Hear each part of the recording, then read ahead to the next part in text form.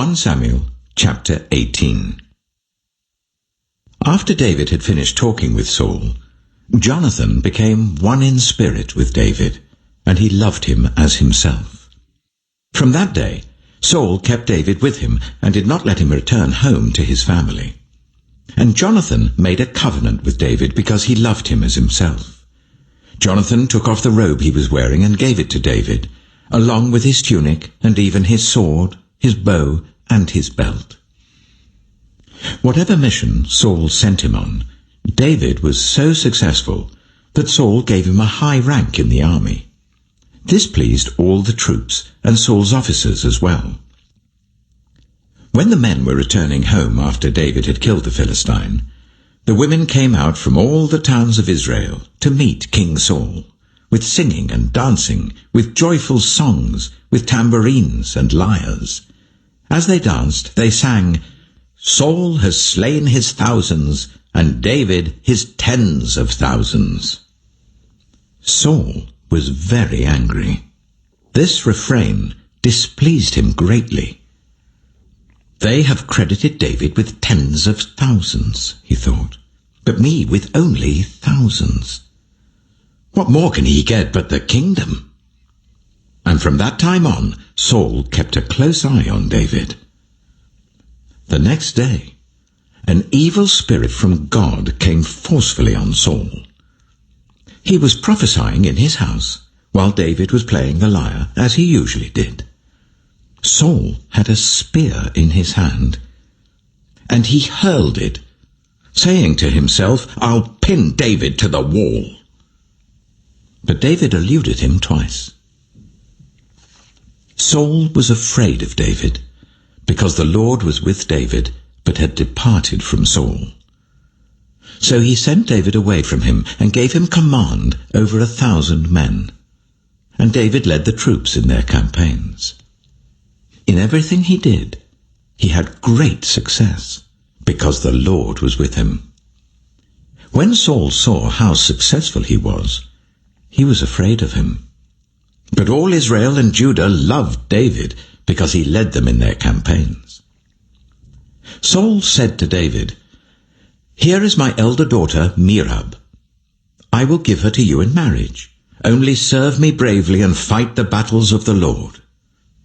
For Saul said to himself, "I will not raise a hand against him. Let the Philistines do that."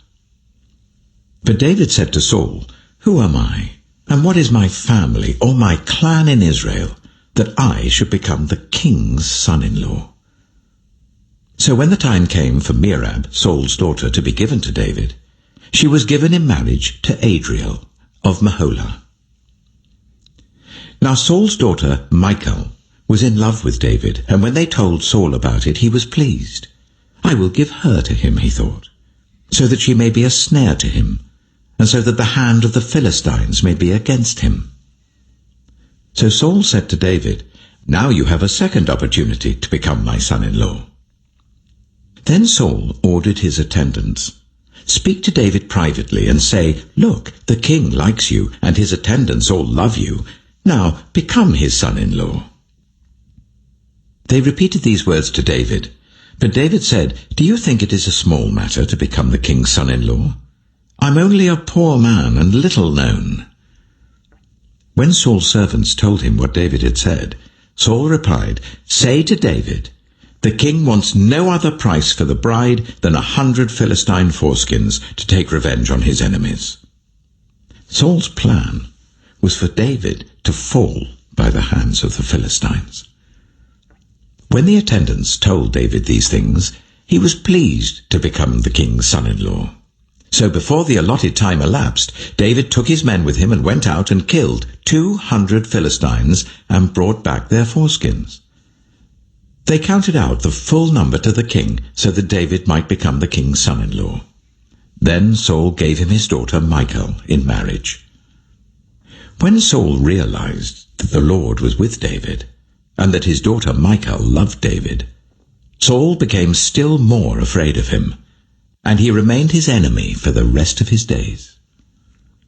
The Philistine commanders continued to go out to battle, and as often as they did, David met with more success than the rest of Saul's officers, and his name became well known. 1 Samuel chapter 19. Saul told his son Jonathan and all the attendants to kill David. But Jonathan had taken a great liking to David and warned him, "My father Saul is looking for a chance to kill you. Be on your guard tomorrow morning. Go into hiding and stay there. I will go out and stand with my father in the field where you are. I'll speak to him about you and will tell you what I find out."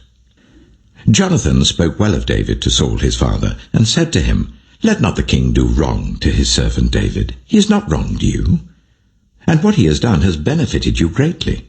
He took his life in his hands when he killed the Philistine. The Lord won a great victory for all Israel, and you saw it and were glad.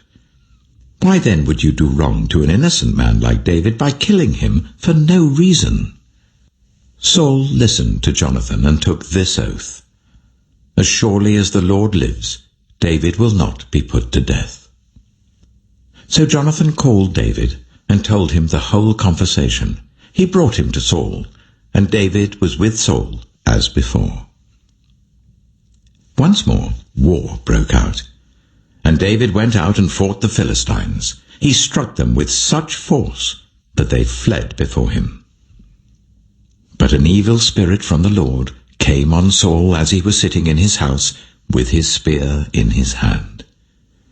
While David was playing the lyre, Saul tried to pin him to the wall with his spear, but David eluded him as Saul drove the spear into the wall. That night, David made good his escape.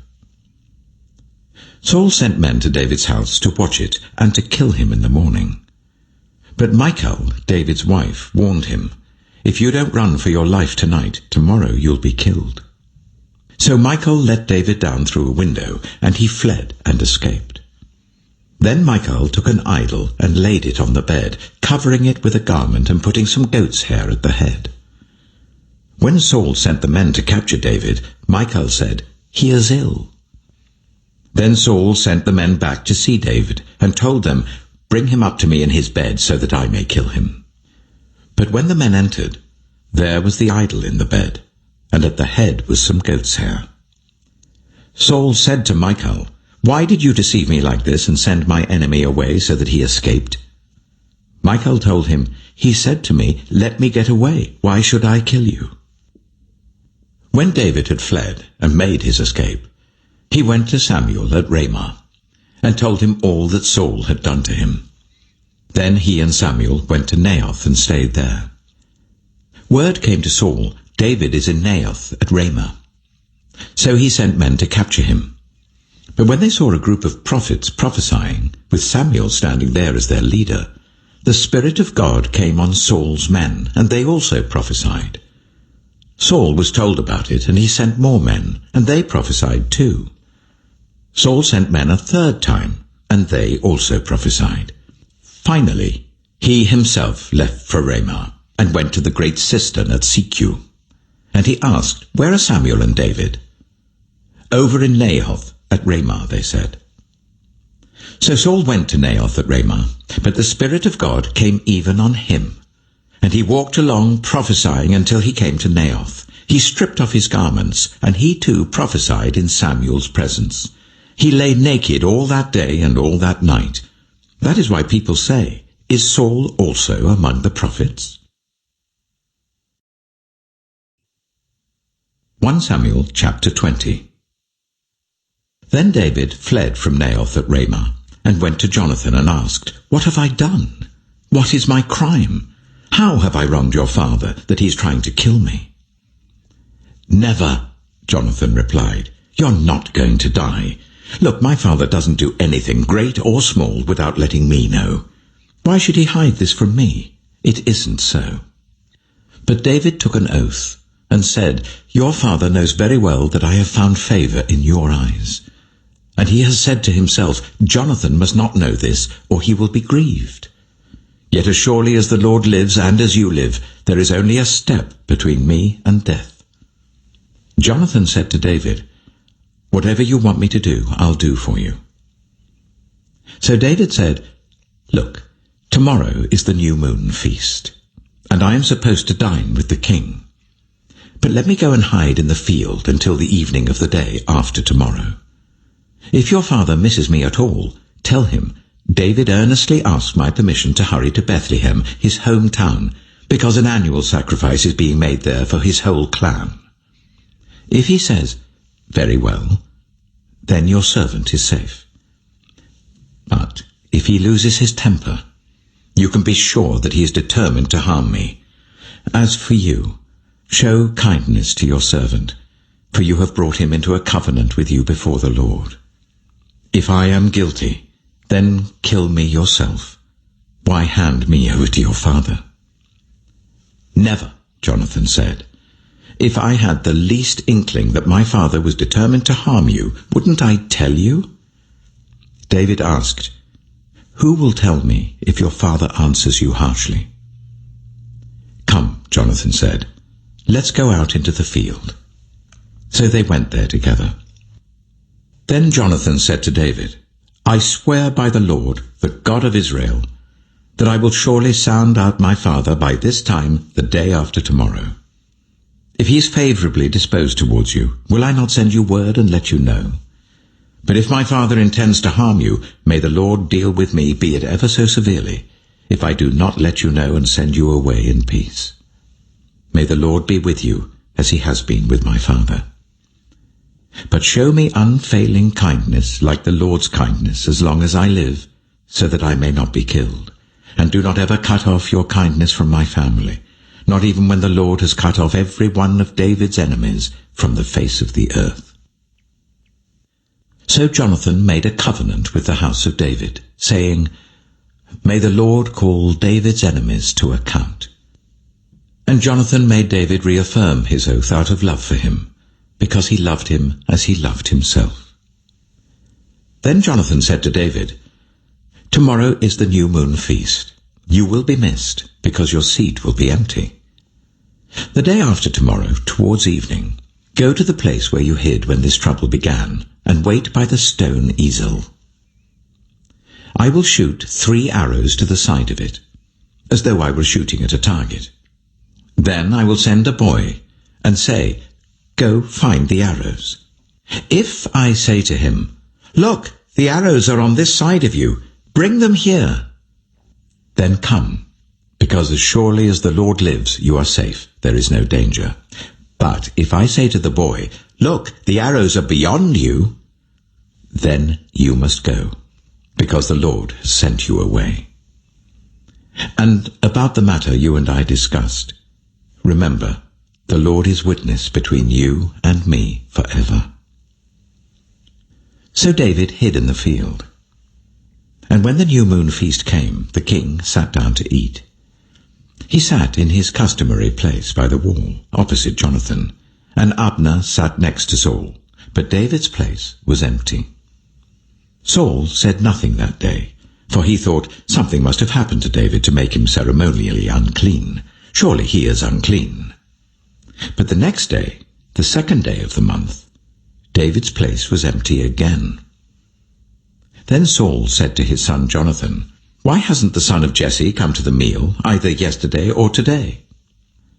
Jonathan answered, "David earnestly asked me for permission to go to Bethlehem. He said, 'Let me go because our family is observing a sacrifice in the town, and my brother has ordered me to be there. If I have found favor in your eyes, let me go to see my brothers.' That is why he has not come to the king's table." Saul's anger flared up at Jonathan, and he said to him, "You son of a perverse and rebellious woman! Don't I know that you have sided with the son of Jesse to your own shame, and to the shame of the mother who bore you? As long as the son of Jesse lives on this earth, neither you nor your kingdom will be established. Now send someone to bring him to me, for he must die." "Why should he be put to death? What has he done?" Jonathan asked his father. But Saul hurled his spear at him to kill him. Then Jonathan knew that his father intended to kill David. Jonathan got up from the table in fierce anger. On that 2nd day of the feast he did not eat, because he was grieved at his father's shameful treatment of David. In the morning, Jonathan went out to the field for his meeting with David. He had a small boy with him, and he said to the boy, "Run and find the arrows I shoot." As the boy ran, he shot an arrow beyond him. When the boy came to the place where Jonathan's arrow had fallen, Jonathan called out after him, "Isn't the arrow beyond you?" Then he shouted, "Hurry, go quickly, don't stop." The boy picked up the arrow and returned to his master. The boy knew nothing about all this, only Jonathan and David knew. Then Jonathan gave his weapons to the boy and said, "Go, carry them back to town." After the boy had gone, David got up from the south side of the stone and bowed down before Jonathan 3 times with his face to the ground. Then they kissed each other and wept together. But David wept the most.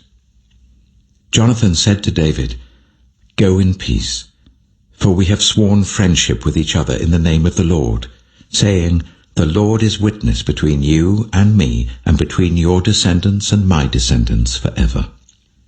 Then David left, and Jonathan went back to the town.